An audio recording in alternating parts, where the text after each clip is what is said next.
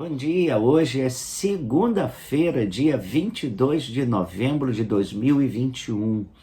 Lá no final do ano 2000, eu sofri um AVC hemorrágico no tronco central do cérebro, enquanto pregava naquele domingo lá na nossa igreja. Quem tem isso, dizem os médicos, ou morre ou fica em coma profundo. Mas eu fiquei lúcido o tempo todo. Então, me levaram para o hospital e me trataram como se eu tivesse tido um AVC hemorrágico. Só 2 dias depois, quando vieram os exames, é que os médicos perplexos mudaram os medicamentos e mesmo assim eu não sofri nenhuma sequela, com a graça de Deus. Lá no final daquela jornada, um neurocirurgião fazendo o exame em mim, disse o seguinte: cara, você está vivo, vai ser monge. E eu perguntei, mas por que o senhor está dizendo para eu ser monge? Ele me disse, você é o único que está vivo para contar essa história. Aprender a valorizar a vida e viver contente é uma das maiores bênçãos. Li que psicólogos elegeram o apóstolo Paulo como o homem mais feliz da terra. Tudo porque ele disse aos filipenses, aprendi a viver contente em toda e qualquer situação. A verdade é que nós temos carros cada vez mais confortáveis, casas cada vez mais espaçosas, nunca tivemos tantas comodidades geradas pela tecnologia, nossas camas estão cada vez mais macias, as comidas cada vez mais fáceis de serem preparadas, mas em contrapartida nunca tivemos uma sociedade tão descontente. Curiosamente li que na Noruega, o país que possui um dos melhores índices de desenvolvimento humanos do mundo, há mais suicídios do que homicídios. As pessoas não estão sabendo o que fazer com os privilégios que elas recebem.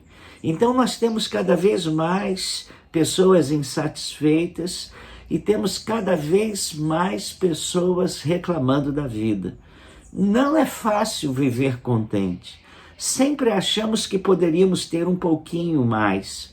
Paulo afirma que é grande bênção da vida é a devoção com contentamento, é ter uma vida piedosa, contente.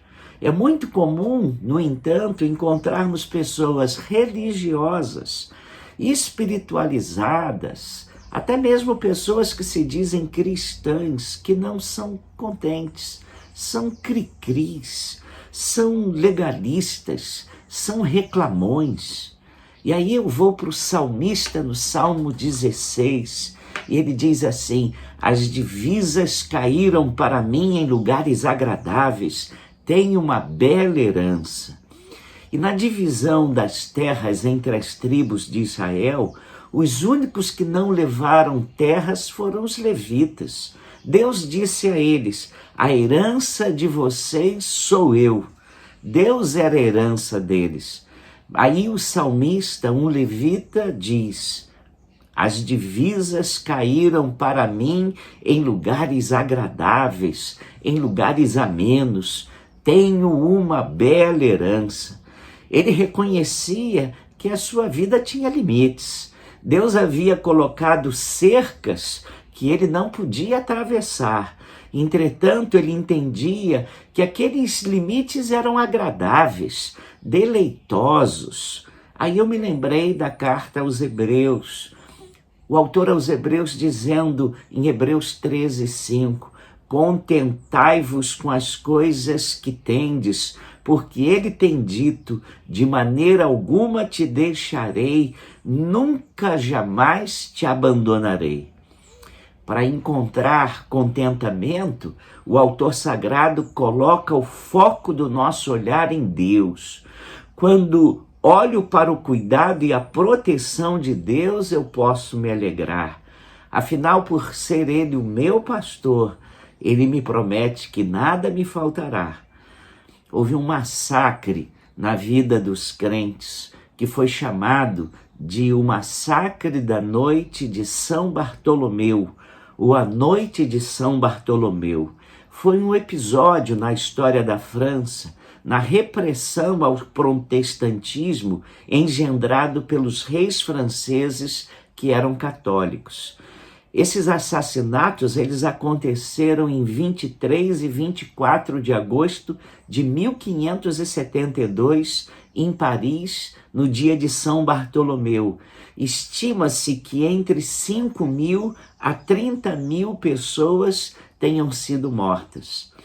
Quando um daqueles perseguidores veio para cima de um cristão, cheio de ódio, com armas em punho, disse com profundo rancor: eu vou acabar com você e acabar com tudo que o faz se lembrar de Deus.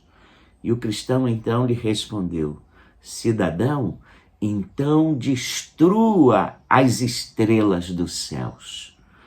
Deus na nossa vida, agindo em nossa vida, sendo Deus na nossa vida, é um grande antídoto contra a reclamação. Quer viver contente? Põe o seu foco em Deus, naquilo que Ele já fez por você e naquilo que Ele promete que fará.